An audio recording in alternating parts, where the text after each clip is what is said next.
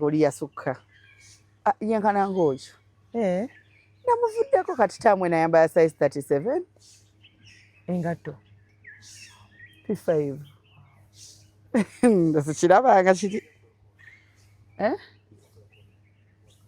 akashi agira akolako wali njagala kuteeka erisimu erimu eyo nsawo mu silent basinga omumaatha bayinza okutandikirawo manyi budde bwakakyo obwavu kyogala bakkubira nnyo uti abakazi balina ebizibu baveeko negwe abantu balina bannange omukyala munakuyitira mu mbeera n'ogamba mukama omuntu okugamba ebintu n'ogamba bannaayo oba abadde asaaga right naye nno nga tasaaga ali serious nnyo mukama yali saasidde abakyala mukazi munakuyitira mu mbeera n'oganda bannaaye senga mukama nfunayeko ki minisitule kye bansuulamu bannaye njagala wabeereyo oba nkwasayo ekkolero okitegeera abakyala oba my lord oba bankolere ki oba gavumenti etuweyo association nti abakazi ababonaabona mubayambira wano oba ne bagaa nti buli mukazi yenna akola mu Uganda buli musolo gwasasula guvaako akasente we kati okuyamba ku mukyala munne bale twalikisobodde twandikisobodde abakazi babonaabona kankubulire naalongo naye abantu bankubira neŋamba this can't be real ng'oyiza ogawe naye omuntu ayinza okuba kunyumiza movie naye nga it's real life it's what people are going through and man it's sad we're living in a very sad generation right where no one is helping nayagala okuyamba naye ayenoonya waafuniramu kwega buli wamu asikaza wowe oh my god women go through a lot of things nti abantu tuli mu world eri so sad oli nalaba ng'ennaku ya munne agiwuliramu essanyu n'agitambuza mu lutala ku mutala olabaddeko n'ekizibu nekikuba and someone comes and tells you nti bannaye okimanyi twali tuli wali oli naga naalongola ndi road ya mubanja kabakirabe baali beeraga wano imagine you're going through a situation but waliwo omuntu ali mu celebrating ate bantu baffe people are sick they don't know no they're not sick beba abantu baffe mulekerawo okugamba nti abantu balwadde si balwadde effutwa n'ettima is not sickness anti we bulwadde omuntu abana spirit mpisambi mukiyite nti mpisambi obulwadde mulekerawo kuba babujja effutwa bayijjanjabirwawo waliyo empisoti yaffutwa because omuntu ayamba anti omuzimu teguba bulwadde ziba mpisambi teguba bulwadde muzimu si bulwadde oba n'empisambi oba n'ettima oba n'effutwa that is you nawe wunyala kikatonda nabo abaagala abantu bwe batyo ate munaye abantu ababi bawangala kufa okitegedde gweba mulungi yamba ofa mangu aba mutima omulungi mu abasookayo and I feel like naye ekibi nnyo okulowooza katonda but I feel like ne katonda naye ayagala balungi of course ayagala kutwala bafutwa batuukeyo bamukyankalanyiza ayagala banamusinza naye kati gw'olina ettibwa akati abantu 8 ku nsi ati ogenda musinzizaawa bakwana bo bafumita mu migongo we batali tobaagaliza right how because honestly speaking me I value my friends kubanga nzisinga embasiina I feel like singa naye siina mikwano I don't even have to say it I feel like it is the truth singa naye siina mikwano singa nafa what do you mean kubina ebizibu ebitukuba ffe enkya n'eggulo kuba n'abaana be tulina leero fiizi n'akubula n'oddukire wa mukwano gwo leero tolina kyakulya n'oddukire wa mukwano gwo leero renti bakukubanja because this is reality abantu tebaagala kukkiriza nti we go through these things we do go through these things bintu bigaana Ruth n'okera ku makyanga tolina zaakameeza naye ate olina okulaga public nti obulamu butambula buli kimu kigenda mu maaso n'okera ku makyanga tolina school fees but because God gave you a body God gave you a beautiful face God gave you a very beautiful smile buli kimu olina okulaga ensi nti kitambula naye ng'ensi obulamu bucrumblinga bigaana because no one let me tell you Ruth teri muntu alina bulamu figured out nti buli straight line webu tabuyina everyone has their own struggles n'omuntu gw'olaba nti mugagga nnyo alina looni ezigenda okumutta oshegeera abapangisa tebasasula. The rich also cry. And they cry more than us the poor. Oshegeera. So some of us have survived with friends. Nze bino interviews zange bina bina mbyogera.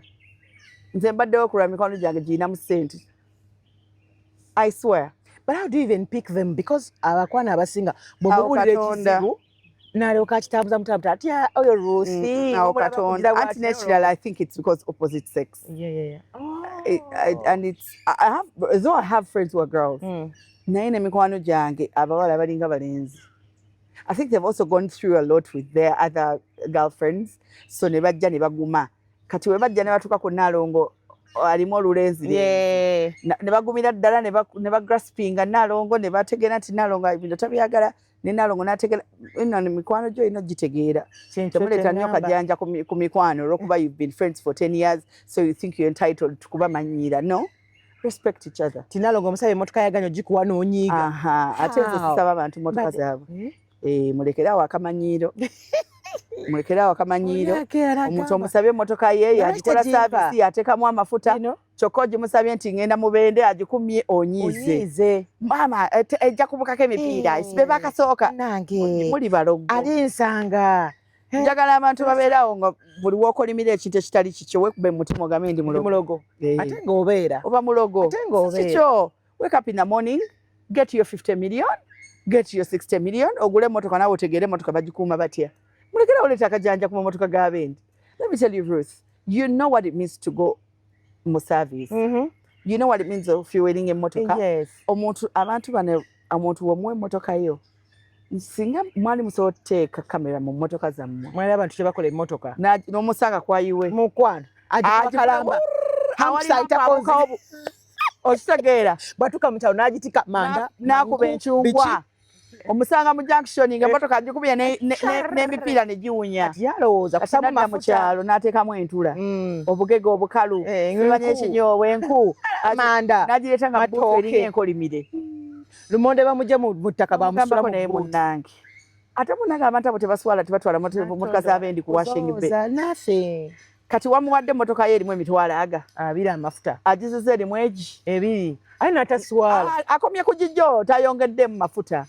N'akugamba nti Ruth oyeera beera golokuba balina emmotoka obadde ogiyina gwe ng'ogenda Masaka. N'akusasula amafuta. Ruth biki bye mukoledde. Amafuta gamuggyako ki? Nze nina boundaries ku bintu bya mikwano gyange. Though I drive their cars, naye sizibasaba. Sisookera ku makya ne ngamba muntu nti mpa ku mmotoka yo ngenda simanya wa. Wano town service nsobola ovuga emmotoka za mikono gyange. And I make sure I fuel that car. And you nchafu njajoza. Because next time you're going to need it. Tonaba kufuna sente ezigula mmotoka eyiyo. Jawa akajanja. Tula wansi. Until you get money to buy your own car, please respect people's cars. Ekyo kyo nkyogera buli ddakiika.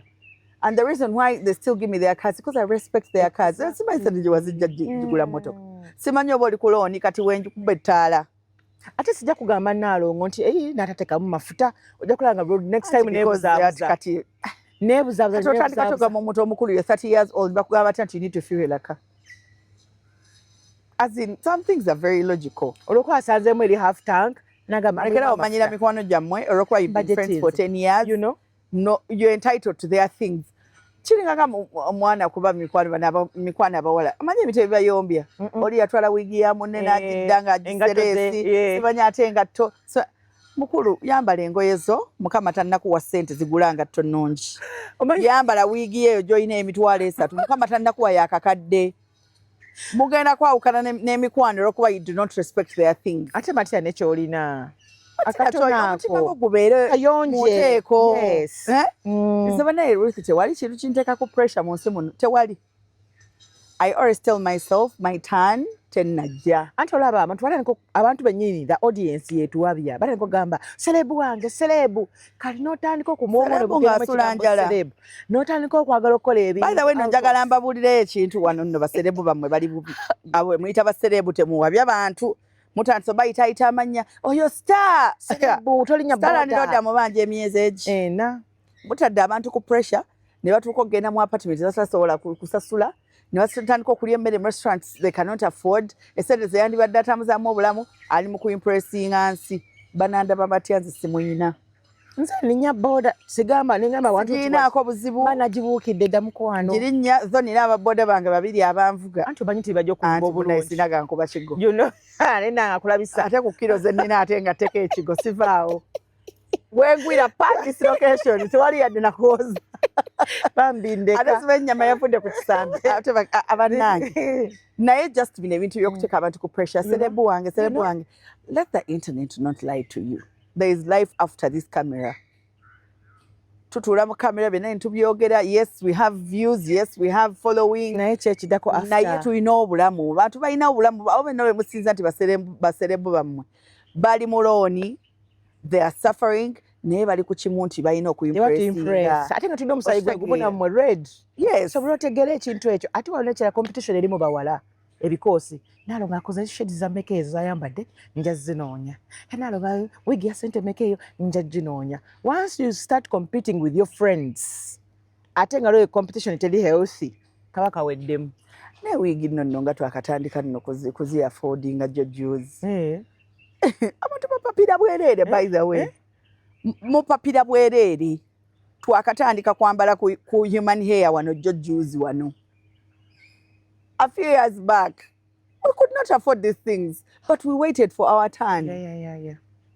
Osagera, yes. We waited for our turn. Let me tell you, I think I've had friends that have money for the longest time. Nengo balimu. Ng'omuntu asobola okuba ng'alina bbuutu ng'eri miliyoni 3. Wow. Agenda ku site ye. Komanyi miliyoni 3 aziggyeewa. Yakoze eki alina looni. Abamu yakubye akapapula, omulala mufere, omulala oba yazibyewa. You do not know where people get money. Nze eva omutima gwange guba wajita kutawakana. Mbandi, I'm calm. My turn is coming. Because let me tell you, kati mpozi ngenda kutunda kidini. Ogenda kutunda ekibumba kye wano oyagala okubeera mu lifestyle z'abantu ze mulaba wano. People show you what they want you to see on the internet. Or anywhere you sing. Oyo mutu gwe weegomba ennyo. Ky'oli mu kwegomba kyakulaze. But there is life after that. Singa nkugambe tusobola oteka bu kamera ku bantu n'otambula n'olaba obulamu bwabwe. What they eat at night. Ntosobola okuba ng'alya kino ekindaazi kimwana akaaba n'amazzi ne yeebaka. Najja ku makya nakubaganya mugenda kola ensobi. Waliwo abaana baganda ne bapangisa olugoye n'alwambalamu. Thank you so much. Wali nga alina boutique. Yes. Nga asuubula engoye ze mu owino kwayambala akatete n'akaza ku display. N'akazaayo. Kati bw'okanyagaba ne mwana akyusa engoye ayambala ku bizinensi ye. Osegeera. Abambe mulaba ku TV. And we have a lot of young girls abali ku pressure. Esimu y'ebbeeyi efulumye gy'ayagala. Alabye enviiri simanya 30 inches ayagala. Gundi yagenze Dubai. Gw'omanyi nti agenze Dubai kola ki? Akolayo ki? So before you can afford, not even afford, before you do things, gwe tuula wansi, osooka okola obulamu assessment. Assess your life. Ogambe ne bannaye wengende wenve Dubai nkatyaki wemala okulandinga e Uganda. What happened? Naye nga seno stadde wa? Dubai. Bali bagagawaza biwedde. Ffe olaba twatandika omukolo gwe twasooka okukola n'omwami Bwanika gwe mutaalaba twasooka wa registra embaga yaffe batukeera wa registra kubanga yagamba naye ebbala tukola embaga biki nemugamba nayo kati olaba okola embaga tuliise abantu bakkute badde ewaabwe beebaka era batugeye nga tusula tupangisa. It doesn't make sense. It doesn't make sense at all. Tusooke tuzimbe tugende wa registra tufuneyo kaddina kaffe abantu batono saidi yo ne saidi yange tufuneyo kaddina naye nga tuzimba bwe tunaamala okukola bye tukoze byonna tuddemu tukole ki embaga era kye twaka tugenda wa registra twaba bulungi nnyo nga tubakola nga tugenda wa registra nga batugatta nga tufuna saidi yange abantu 10 nga nange kwendi meaning na inviting 9 naye 9 tugenda kwemeni pasha ngeri akagula awagu ne tutula ne tulya buli omu naddewo naye nkane tugenda tukola n'okukola naye bwe twamaliriza bye tumaze tukola embaga gye baalabe yali mu mawulire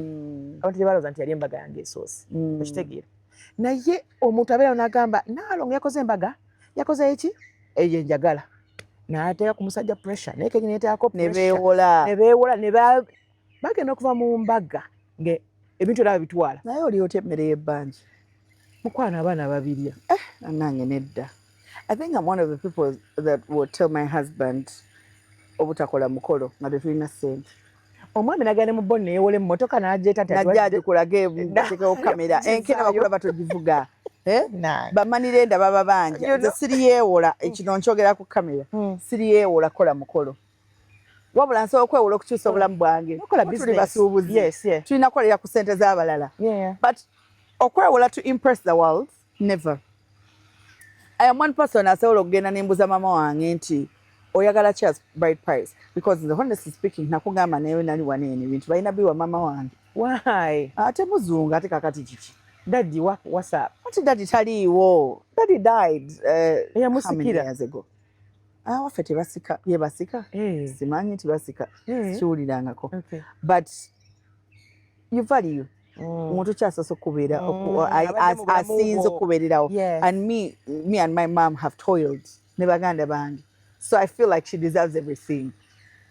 Wakina baleese ente simanya ate baffe tubaleeta bibbo. Tubaleeta bibbo. Kakati mukwano mujje mubuuza ayagala nti emmeka ozaagala mu kaashi ozaagala nga zitambula nti mu kaashi nti ziba ssente mmeka nti miliyoni 4 oba zonna zaabasabye nga tunoonya ssente ezo nga tukola ki gwe n'omwami oba omwami yekka yena okunoonya embaga y'omukazi yeddawale anti omwami wange bw'aba talina ssente then tokola mukolo nze sigenda omanyi abaami abo balaba bwe beewola abakazi fe abawoza ate otya landirodi wajja okonkona nga bbawo talinamu ssente anaafuluma nayo nze thank you so much ababanja bbawo we bajja ndi gwasente nze abakazi balinayo ora ey'ekisa mwami bwandika tannafuna naye taliiwo abadde ageza mu kibuga yeekwese mu kinaabi naye mwami landirodi mbadde asabayo omwezi yageze safaari tafuluma mu nju afuluma beebase afuluma kiro alinga akola nga kawundo alinga ffe abakola ekiro okitegedde kakati no everything omukazi yalina explaininga so before my husband is there yet omukola asooka aguleke gwe tosobola kwemuyambako n'agula ebintu ebikuleewasizza ate kati nze ngula ebirabo ebigenda okuweebwa muzadde wange no kabi ki obanga giftize your parents mukwanjula okwanjula embaga y'omukazi right yes waliwo ebintu byoyinza okukola nti I paid for my deco because this is how I want it to look like abagenyi abagenda like ate omukolo guli established otegedde nti nawe mukolo mutulinamu ssente I can chip in kubanga nze nina ebintu byange njagala bitambule baby waba talinawo wano ssente wano I can chip in but tebasaba musaba dawari nti bamusabye ente 2 ate nze nensasula banneewasizza okitegeera but I can help you mu mmere y'abantu gye bagenda okulya but things that are so intimate to me like what you're going to give my parents ekesiyasenga Ismail esetanka ate nze agiguze kati ate nkukubire mu ngalo sisobola ye abana betegekera birthdays okitegeera lasanyuka ti omulenzi I say this I would never ever buy anything mu linnya lya musajja nenegulira ebimuli nti omusajja yabingulidde sisobola n'abiwaayo ne address no I respect Valentine's I respect people I respect money nze sisobola teeka musajja ku pressure lwaki tompasa lwaki tojja ewaffe bw'olikira ku makya n'oyiga engeri gye bakolamu ssente you start respecting men and not even just men abantu bonna bonna abalina ssente because there's one thing working, there's one thing having discipline, there's one thing keeping the money. And that's the legacy. Kati discipline eno yekuyamba keeping a legacy.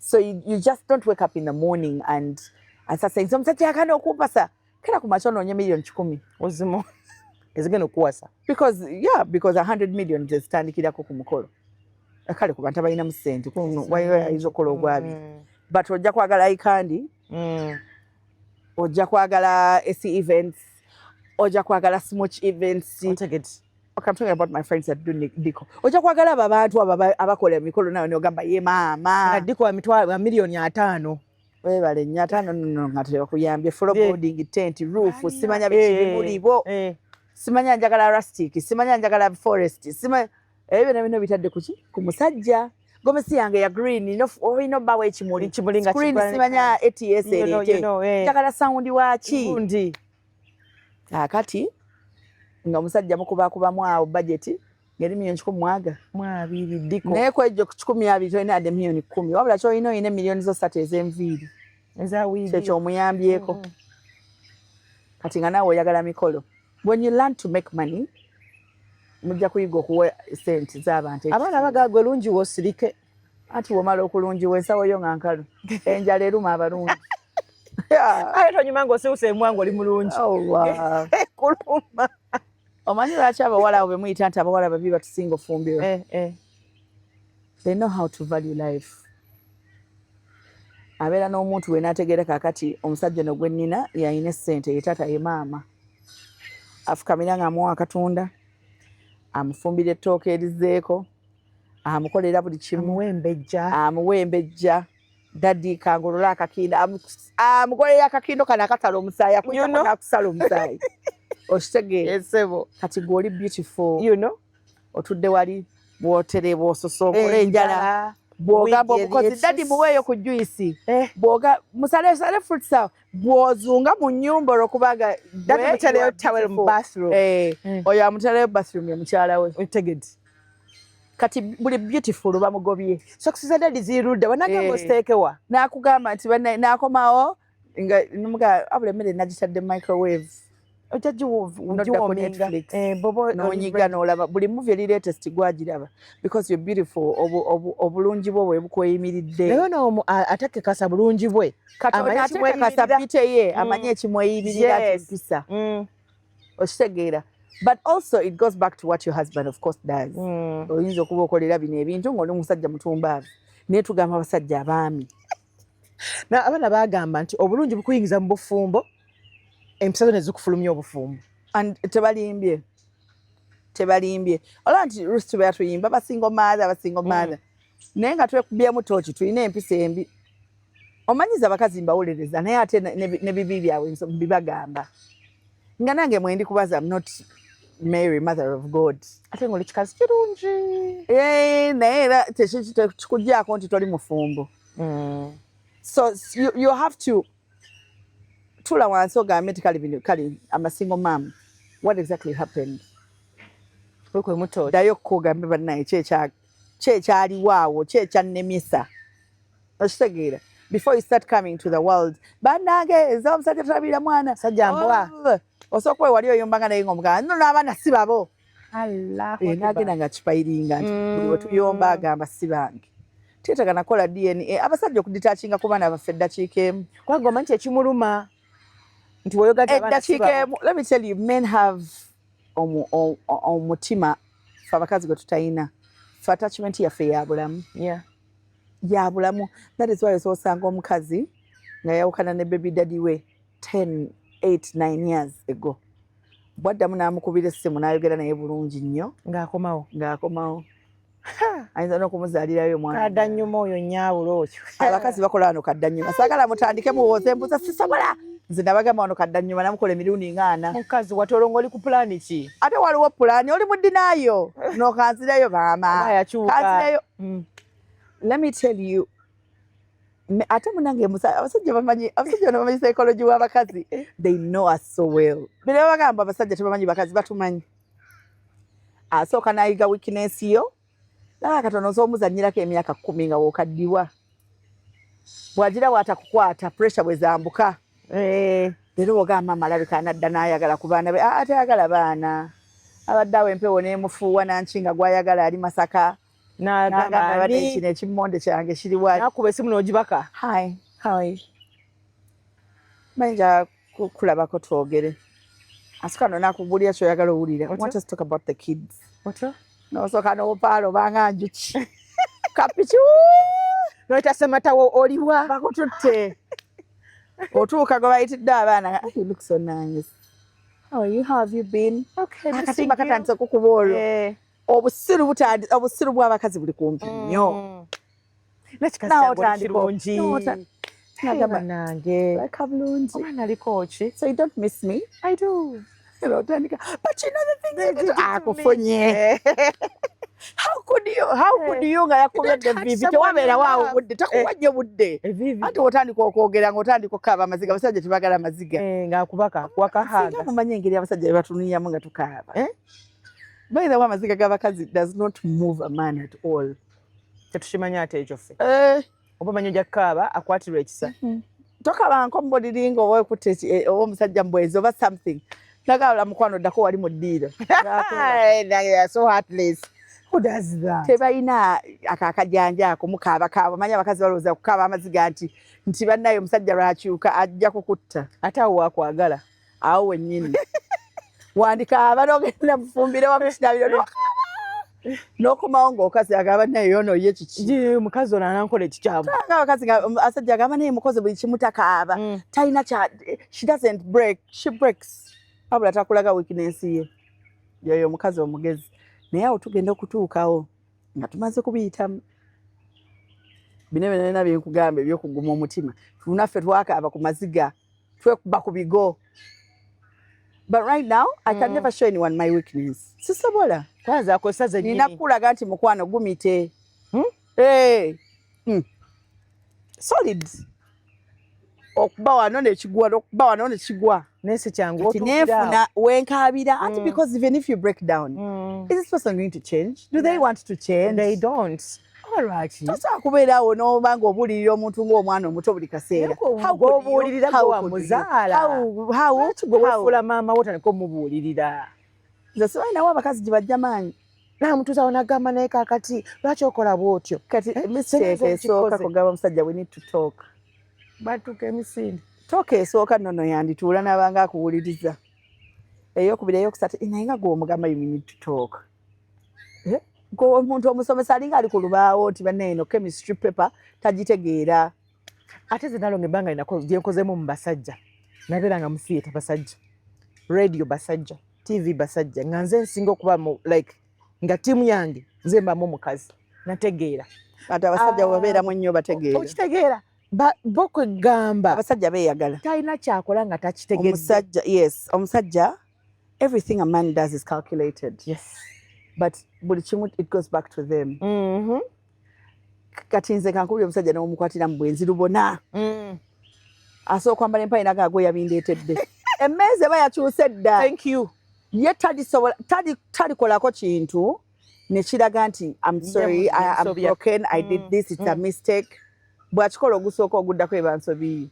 Gondetera bino onkayanya nnyo. Oyomba nnyo. You know when I come back you don't tell me this. Ono yangamba bino yangamba obugambo bujjo bw'otangamba.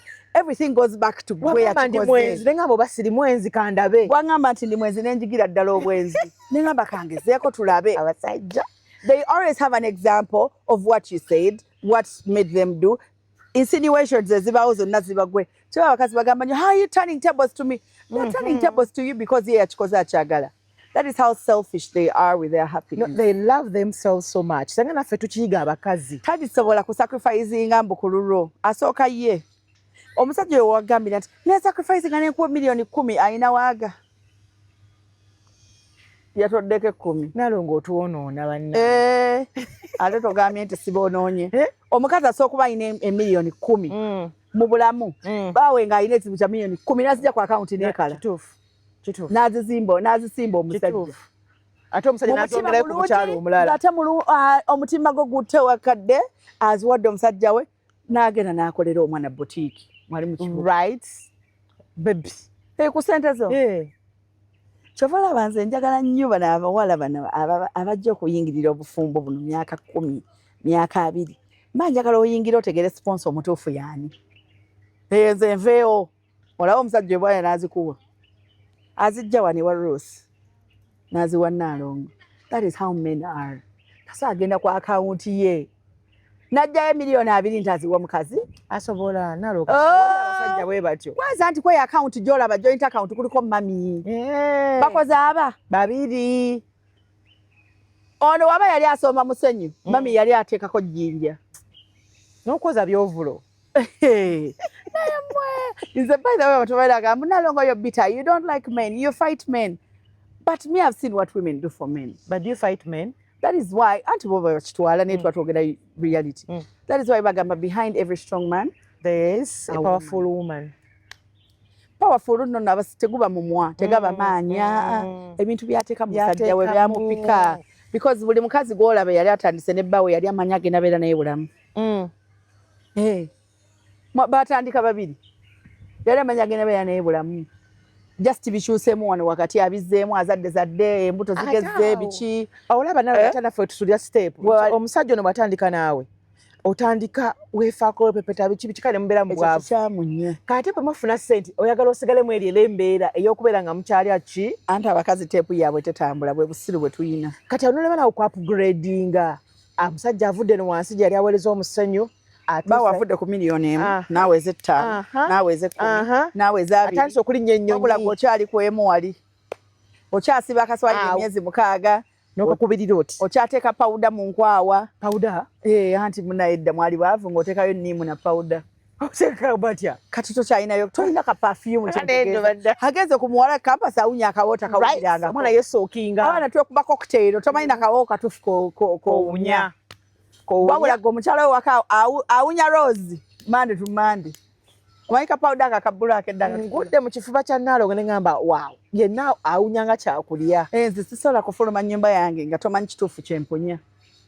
bw'obanga awulya kazara awulya katomfu bw'owulya ka angel wulya kamayiwe oba kano wulya kavasaki osegeera obagaba n'ekikazi kikiwunya bulungi oba olina okumpayo ku ssente naye gwe mukazi bbaawo akasawayiri kadda myezi 3 emabega osibyeko boneti kapale ka mwana bw'ojja wozunga bw'otambula eri mu kiddira bw'ozunga eno bw'otayinawo yadde kawooka kuvaamu wabula nawe oyagala obeere mu bufumbo emyaka 10 simanyi 2 bannange naye ate nange awo manja kuwagira mulenzi wo kuba kati azze asanze Kinaalongo ki plus size njako oyogerako kuba zisibamanyi abali eva bawunya bulungi asanze Kinaalongo kikazi kinene bambi kina buzibu nansi kiwunya bulungi kimugamba hi babe kimugamba ne babe tugenda ku dinner nti tuba mu byakulya tugenda mu steak agamba naye kino ate nafunye nnyo kati gwe nakinga bagenda kusuulawo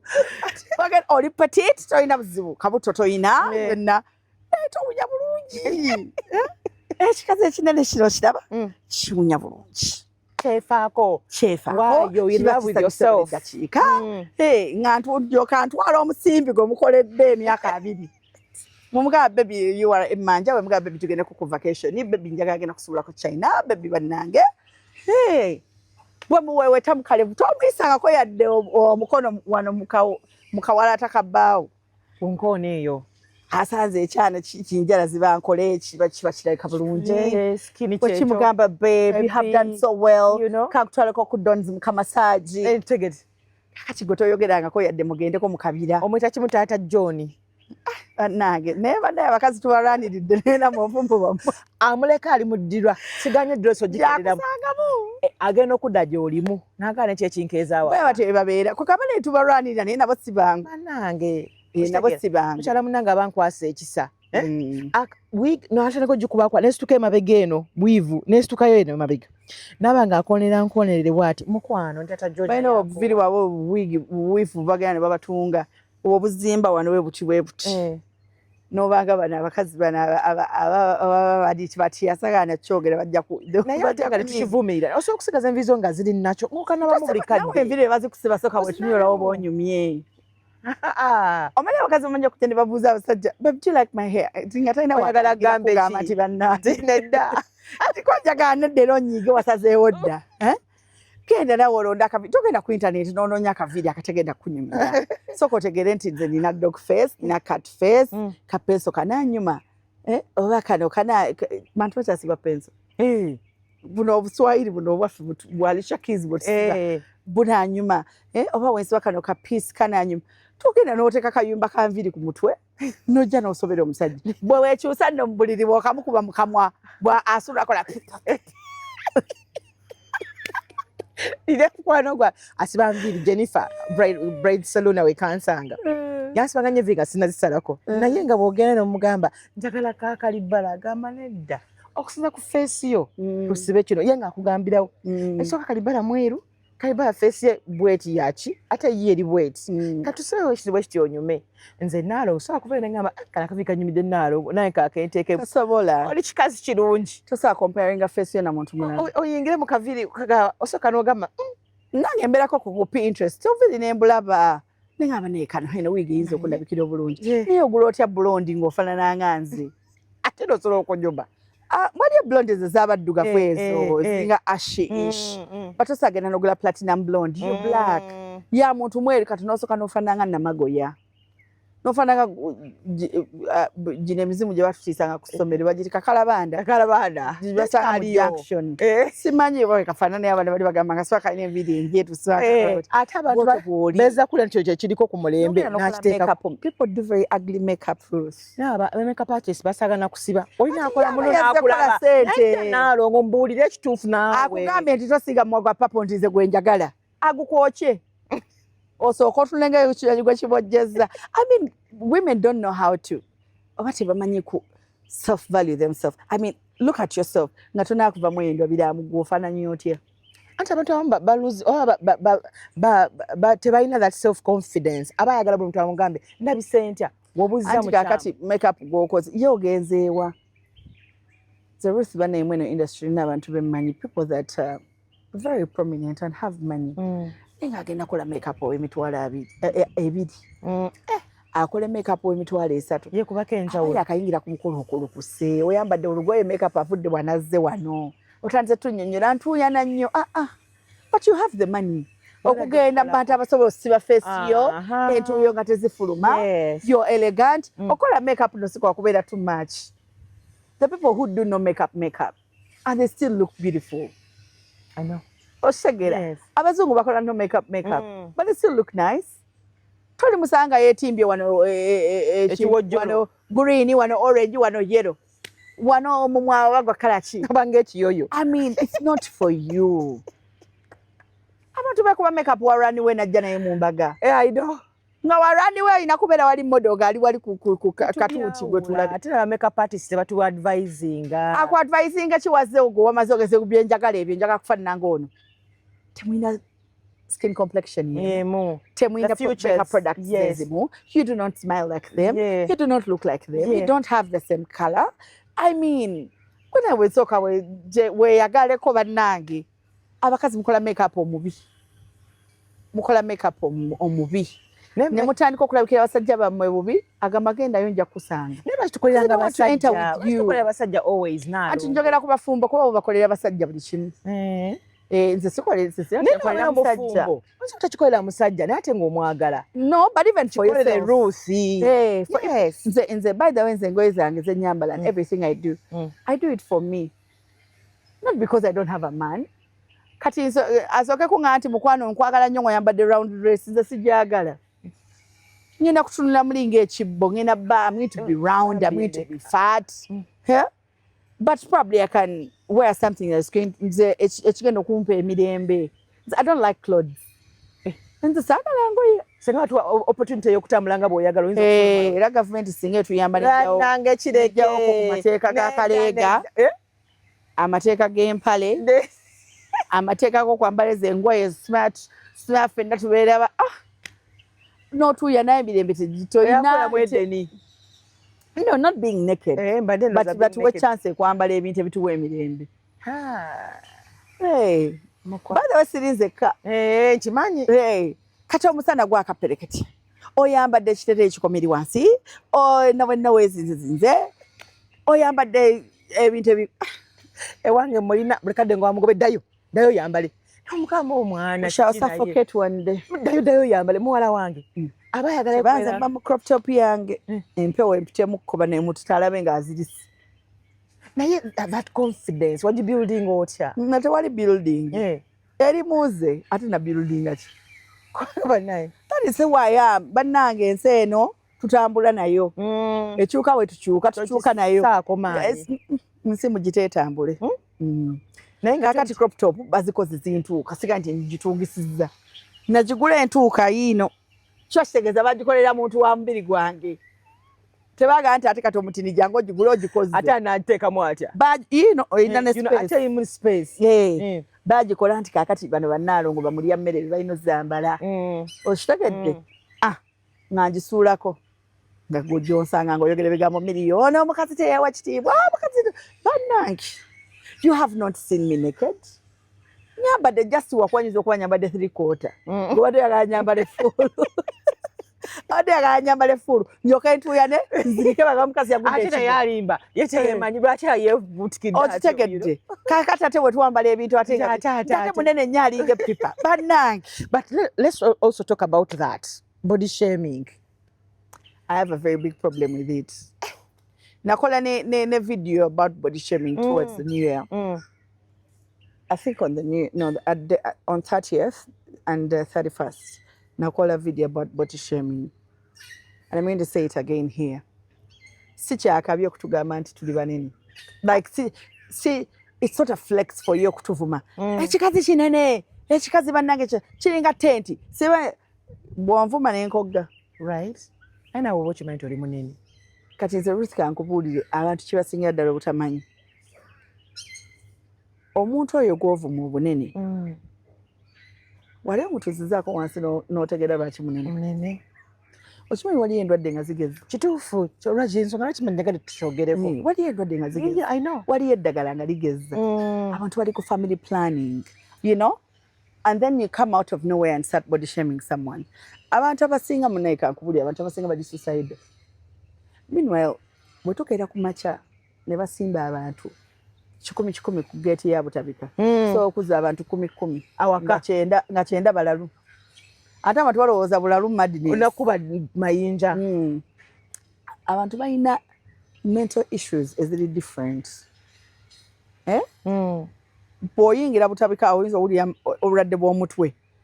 Endwadde z'omutwe zinyonnyola nga naye n'ogamba nange mwendi. It is very terrible, Rose, okera ku makya. No body shaming omuntu. You do not know what they're going through and the struggles. Nze I for one nalongo, me I'm very okay with my body. Shovola, I appreciate it, I embrace it the way it is. Nyambalanga bwe njagala. I was extremely small. Yes. Kati nywe butwa. No. Sisobola. If I can't wake up in the morning and lose weight just like that. Omanyi otandika okuteekayo bino ebintu nga bajjima instructor batandika. Baali oku message bati. Osobola okugaawo, osobola biki. Swear be healthy. Tetunnagamba nti fitness. Fitness is very good. You can go to gym, you can jump. Nze nsula nzina kuba nkola mu ndongo. Bwe nzinira mu ba client. Bwakka wansi. By the way, nze nsobola n'okuba 180. Nakulaba. Tokimanyi? People think being fat, you can't be fit. I am extremely fit. Yes, she is. Extremely fit. Nze n'omutima gwange engeri gye gukubamu oyinza n'okutya. Naralako awo last year, I think nakava China in October there. I was so tired. I was jet lagged bitching and na fatigue. Kati nendwala nga ndowooza nina omusujja naye yali fatigue. Omusawo nanga soke tukebere ku pressure, tukebere ku sukaali, nga omanyi ogenda mu ddwaliro ennaku zino tebakyanjaba batategeera. Sirimu bamukuggyako buli kimu. Olina okuba nga abamanyi biki. Naye lwaki batuggyako sirimu nga tebatwebuuzizzaako? Mukwano ate kati onakkiriza otyo balina okukebera ne bategeera omusujja gw'olina gwa siriimu oba sigwa era bakuwa results ne bagamba CBC, HIV, biki mutima, heart rate, oxygen. Doctor yantwinaga but man engeri gy'omwenkanamu mulaba omutima gwo wali eri heart rate laba. Of course tuwe mudayiro you're nervous, you're asking with Mr. Your pressure is okay and everything. Kati abantu balowooza nti okuba omunene bwe bulwadde. Tuli banene but we maintain our bodies. Gokimanyi wali abantu nga mu ttini ng'alina amasavu. Thank you. Ng'alina pressure. Diabetes. Yeah, so it's okuba nti tuli banene together we are sick. Buse buli muntu alina okuba mulwadde. Omuntu asobola okubeera mu ttini ng'alina kikansa kye ng'alina you know. And everyone goliesi yakuba mutini bane guys. Si buli muntu ayagala kubeera mutono. I don't find it funny okudda ku muntu nanago body shaming. Muntu nga yeba nange ne bawa amwagala munene. Nga oluwoko gajja kuchawa. Waliyo omusajja ayagala nga munene, waliyo omusajja ayagala nga mutini, waliwo ayagala nga ali curvy-ish. Ebintu bye mwagala si bye bimu. Mulekera okutegeerera abantu, mulekera okulowooza nti bannaye kutugamba nti tuli banene, tulinga epipa, simanyolinga container, simanyolinga tenti, simanyolinga enjovu, simanya kayimba ka mobile money. Wamala bingamba n'enkogga. Singa buli kivumo kye batuvumye tusala kilo 5 singa twaggwawo. Kati for you, kati goyinza okuba gwe already waguba. Ne kati waliyo omuntu oli omuntu oyo atakimanyi. Olukimugamba bwambi. Natandika okubanga nava mu bantu naliko okwekyawa. That is what I'm telling them. It is very terrible. It is so bad. To body shame people. Abantu bali suicide omuntu ajja kutuuka yeekyawe agamba ye baneeka nejjewo ndaba tewali anjagala naye nga si bwe kitewe kiri. Alina kyayitamu. Let people be. Exactly. Let people be. Waba munene nga gwakulabikira witunula eri. Unfollow. Oshagera, unfollow them, don't see their videos. Their videos are from Zirabo, Wetandika Paka, Gweda. Nalokaita negative energy. Naso Kanajan, Atamate single consistent. And as one every movie singer or Kundisa or internet. Ku TikTok okugenda no take a video or you're out, you look nice, you're dressed well, you have very nice shoes because I'm a sneakerhead. Yeah. Oyine ngateza akabi owunya bulungi oli mbife byebbeyi otaddeyo ka video tuziteeka ku page zaffe sigitadde ku yiyo kituufu ozola video yange ovumya ebigambo miliyoni ezi nya ngende kukeberako nga nejjo tewalidde emmere nga n'essimu gy'oyina eraga black and white olaga olina ebizibu 9 wali wandibadde onkubira essimu naalongo ng'ebintu tebitambula n'enkwokyayo ekyebiri n'olyako ekikomanda ennaku ezi 2 naye oli ku nze omunene wakava mu bigambo miliyoni era nze mbatunulira ngendayo ne mbatonekana ne mukama ono musaasire enjala emuluma nze nzikuse sirina bizibu lwenti wange musasula abaana bange basoma sirina buzibu nze kati Rusi nze nabonaabona nnyo okuddamu okuteeka amaanyi ku nsi my direction kati ndowooza birala nnyo ngoba bugagga mission kawumbi otegeera bwe mbeerawo bwe neegomba abantu abalina estate bwe nakatandika gula butaka bwange ate tandika gundi yanvumyomuli mu butaka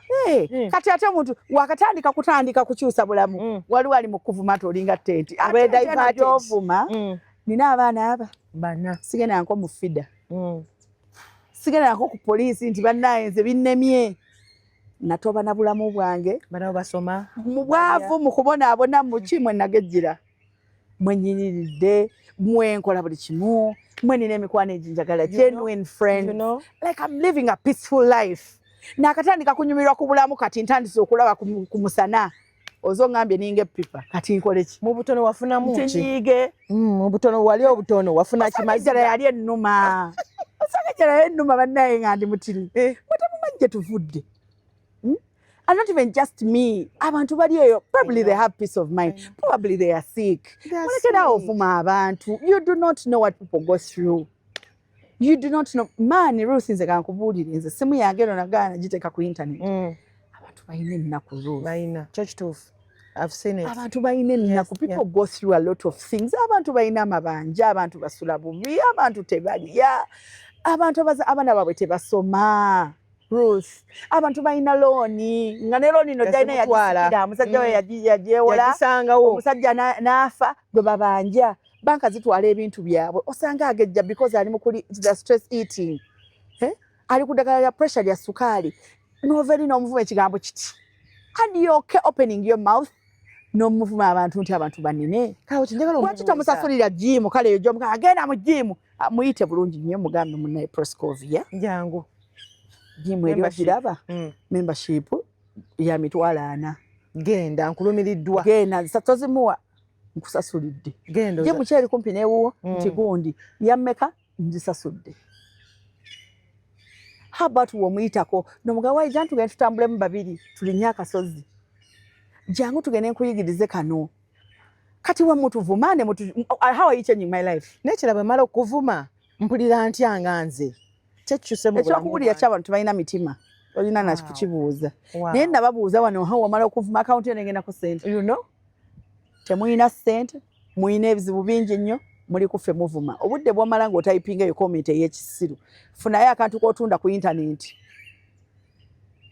data waleme kusala lekera ogamba wano tetulina mirimu kafe tetulina mirimu you have a phone you have data genda amaduuka gawanti eyo wansi oyiga okuyiriba atunda kagato gumu kitundu katekeyo ngakebiri kitundu lyako omutwalo tekera okuvuma abanene because you have a lot of time kungalozo chovola bosola nokulaba omuntu nti bannayo lya ina kilo 2 nzera ebintu 2 ebisizo okummenya omwaka oguwedde abantu aba body shaming n'abantu abagamba ye gundi lwaki tazaala bannange ebintu ebyo omuntu amanya muntu kyayitamu and we have a lot of high rate of girls right now abatazaala because of different things exactly naye yali teri muwala naalongo atayagala kuzaala taliyo wale oba okulozanyisa ddole okitegeera ate era weezaaliranga ggwe teri muntu nti nzaalidde gundi naye nagamba naye naawe gundi lwaki tozaala bana mulekerawo okusaba abakazi abaana mugenda n'okusuula abaana mu bufumbo bwa mirundi 5 anti buli waabayo akavaayo lwaki tofumbirwa ngaddewo omulanga naye basabula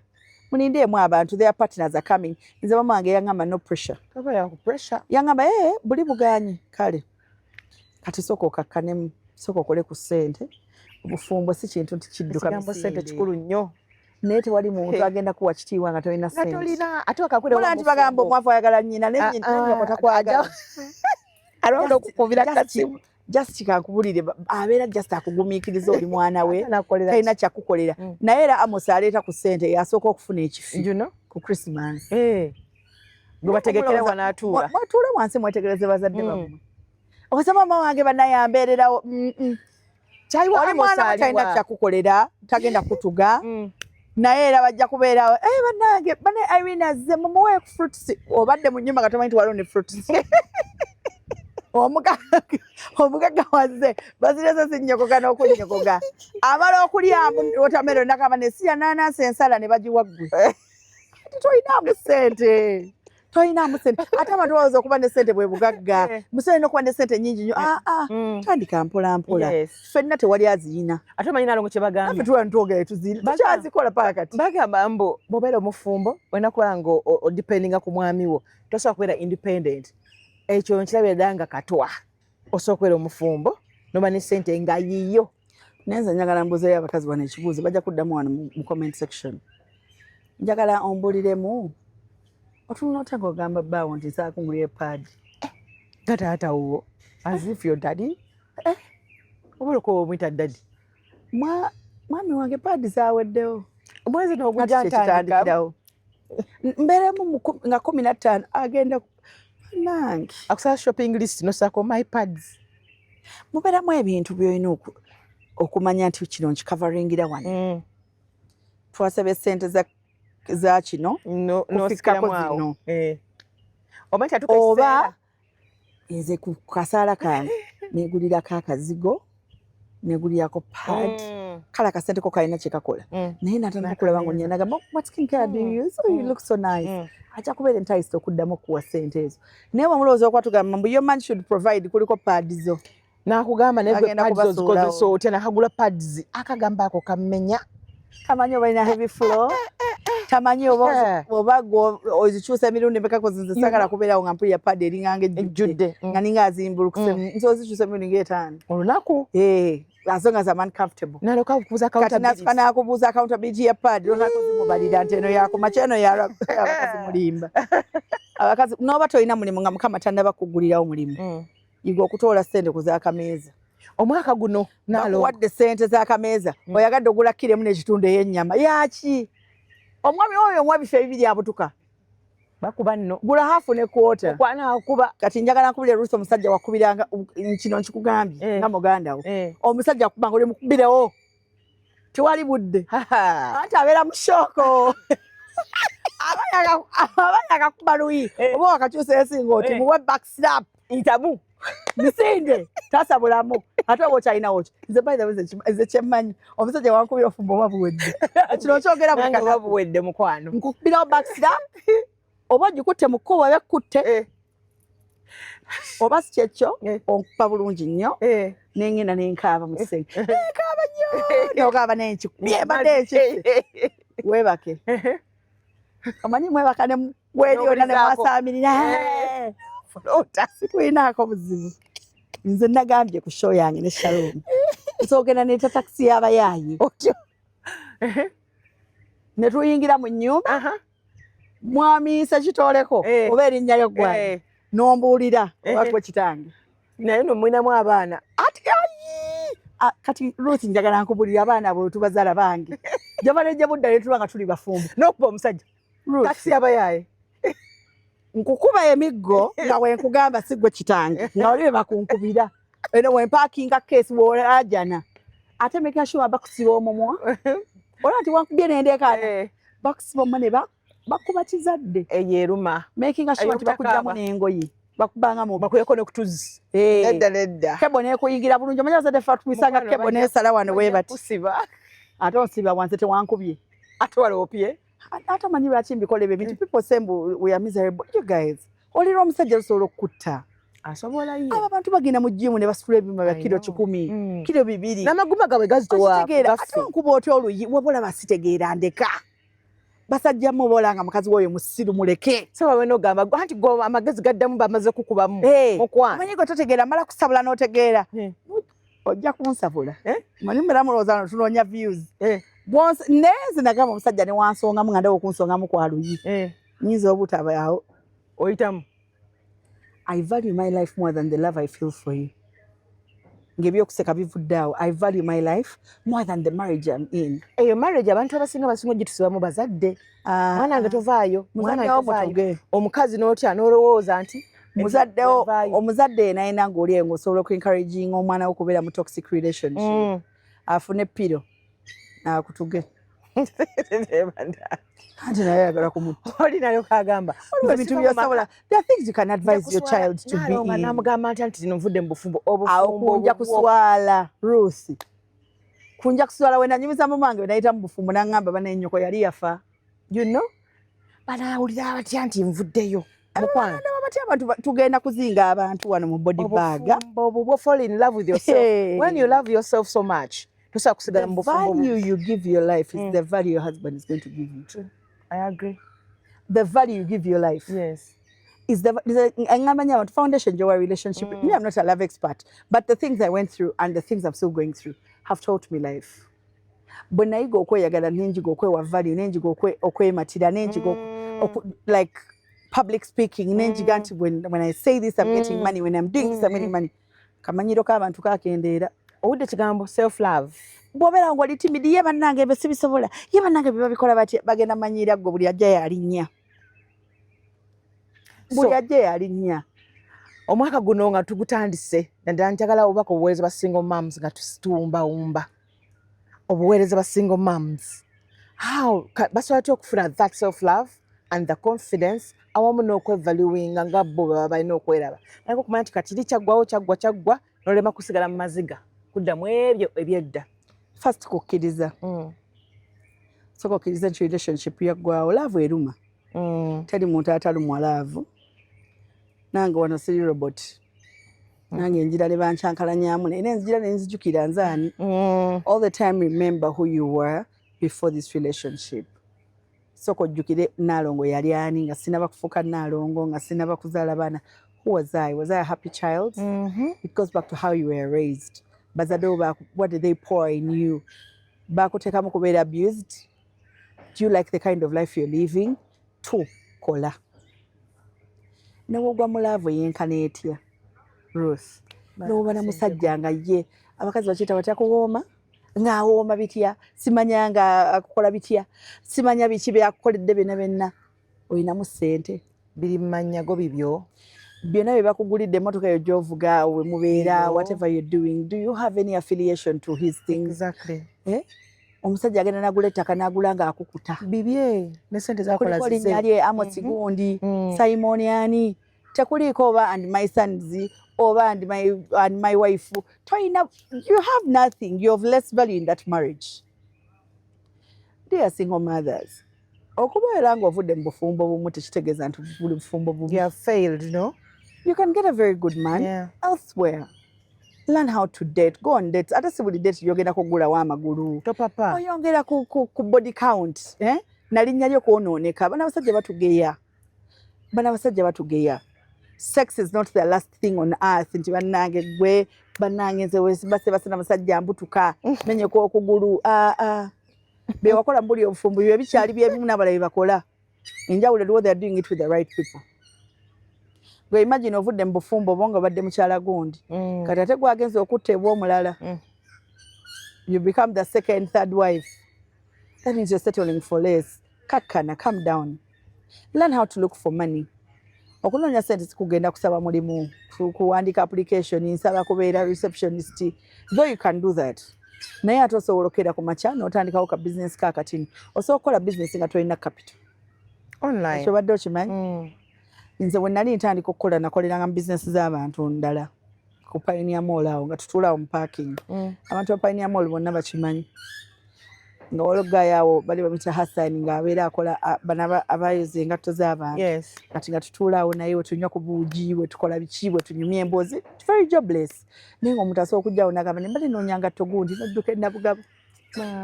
n'olekayo essimu n'ojja n'ogireeta nga toyenda n'omugaya munana kitundu bane lwaki tolese ya musanvu leeta kale ngende embeegayirire kumbe sente okola ki oyita.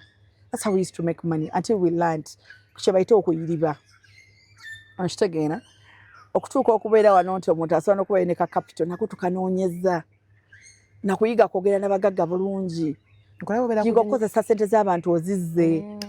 Bwe weewola n'ogamba omuntu mpolayo emitwalo 10 kiba kigambo mpola simpa. If you want to be in this life with peace, respect people's money.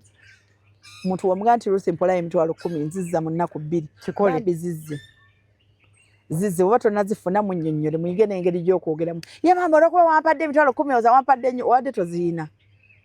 Wabadde toziina Ruth yakutaasizza mugaye Ruth sinafuna ssente zo mbadde nnako emitwalo 5. 5 ngenda gireeta mbadde nkyakola. Mugende bantu abasuubula zi earring ya nusu 10 2 gisuubule jangu giguze Ruth emitwalo 2 bagu mu kitundu. Ate ssente bw'ozifuna tolya kivubi jako capital lya magoba ne ku magoba tolya gonna savingako. Bannange kamu gwe muganda tukyali ku muganda muzibu nnyo gwakuweza negujja obusubuzi tebulimba okola tekulimba neyo gy'okolera mu office osobola okuba nga eri mu office nga wotunza banno obusawo bw'obatunza nnika nze bwe business yange yannika nagitandikira mu nsawo nga ziteeka mu bbaaga nenteeka ku mugongo nengenda nga nguza abantu mu office eyo ku Workers House eyo ku Tropical Bank eyo mu NSSF nangenda ne babuuza ati munnange bwe baali bagula nangenda ne babuuza do you want to buy knickers only 7,000 nga nika nagiguza 10,000. Okitegeera kituufu. So learn how to work. Tewali muntu agenda kulimba nakugamba bannange nze bane nakola bwenti nenfuna ssente zaawamu ate naffe tetugenda kujja nokufuuka motivational speakers nali mutembeeyi kakati naweza akawumbi we are still working. True. We are still working. Nika bwe nazivaamu nenfuna capital nenkola edduuka downtown nentandika okusubula. This is how I've learned this life. This is how I'm still evolving. Wow. Okitegeera. So bannaye buli single mother ali eyo kukola kwe kugenda okutubeera sina single mother wekka buli muwala ali eyo oba oli musajja oba oli mukyala oba oli muwala muto okukola kwe kusinga byonna okusinga okuweebwa. I know. Essente empeebwe newooma essente empeebwe ewooma but it is not going to build you. Ekyokusaba banaye kuba era ozirya kivubi bakuwadde miliyoni tomanyi te miliyoni eyo bagikwata bwe bati bakole bati ozirya zonna ogamba n'enkya bajja kumpa. Omusajja ojako mukowe bakako gyakoma okukoowa ate gwe gy'ofuna okufuna gy'okoma okubeera ne attachment ku ye. So let's work. Kyensinga okwagala ogaba abasinga omumaazi. But I thank you so much Nalongo obugambo obuyitirivu. Sinnamala kusaba. Don't forget prayer. Don't forget prayer. Omaze okukola ssente saba Katonda akuwa amagezi agakuuma ssente ezo. Saba Katonda akuwa amagezi agakuuma abaana bo mu Katonda agakuuma abaana bo nga bali disciplined. Saba amagezi ag'obutakolimira baana bo. Otya tumanyi nti basinga omaze bakolimira abaana ekyo kitwa kya kitawo singa kitawo teyankola bino singa si bonaabona okulojja kiraba teyakola application omuzaale. Pour love into your children, pour knowledge into your children, pour understanding into your children, heal their hearts. Abasinga balina daddy dramas, they have daddy trauma. Yes. They have balabanga childhood yabwe teyali. It was not enough because their fathers were not around. Pour love into them. Don't tell them what their father did to you. Tata we yabikola gwe, tata wabala yabikola gwe. Nabaganza sirifu mabana bange nti obusiri bwa kitaawo. I will never do that. Because tebakera ku macha ne baga gwa mulavu n'omusajja atakwagala. Mulekera ogamba abantu abaana bamwe ebigambo ebibi. Be a parent, omwana mukube ekibooko ng'omuzadde, omwana mutwale ku ssomero ng'omuzadde, omwana mugunjule ng'omuzadde, omwana mugambe ebigambo ng'omuzadde. Mulekera okupaaza emitima gy'abaana bammwe kati omaze okucreatinga ensolo. Saawa zino oyagala abantu bakuyambe bagiteeminge. Bw'oyita poliisi emukuba emiggo, bw'omwesibira, bw'omutwala mu juvenile kubanga you made that person. You made that person.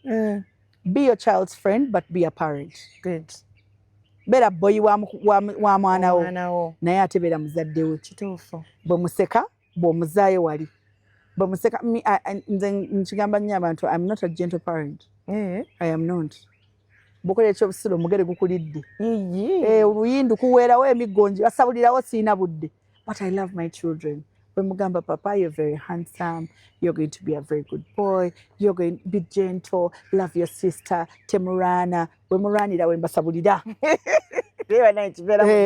Ekibeera mu nnyumba era nze emmotoka kaseetuuka ne balingiza nti mami TV volume down, tula wansi kakkana, topaapala nga oti nsenene osegeera. Bwe nnyingira asa bwe bayakuze nnyo ntuzannyamu wenkowa mu kisenge kyange kusirika wange waliga military. Bankooye kola kiro na misana nabo bakooye muwummulemu emimwa gibadde gitambula nga siriwo. So bambi, single mothers, love your children but poor loving them. Temubateekako ebyo ebigambo byammwe ebyo bya kisirusiru bye mwinaanya. Musajja yankola bino, olaba kitaawo bye yankola.